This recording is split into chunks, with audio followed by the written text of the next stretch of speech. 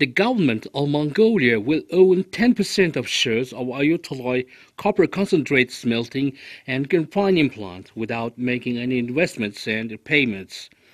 The state authority in the plant will be exercised by the Ministry of Industry. Thereby, a tender for selecting investor in the copper smelter and refinery will be organized in July of 2016.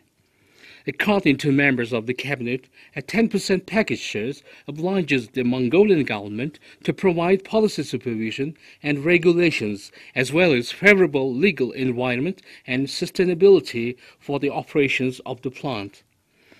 On the other hand, it has a number of advantages such as attracting more investment to the copper smelting and refining industry, improving competitiveness, facilitating implementations of simultaneous projects on processing the byproducts of copper plants or sulfuric acid, and on producing finished products from them, and contributing in building chemical plants in Mongolia by promoting domestic consumption of sulfuric acid.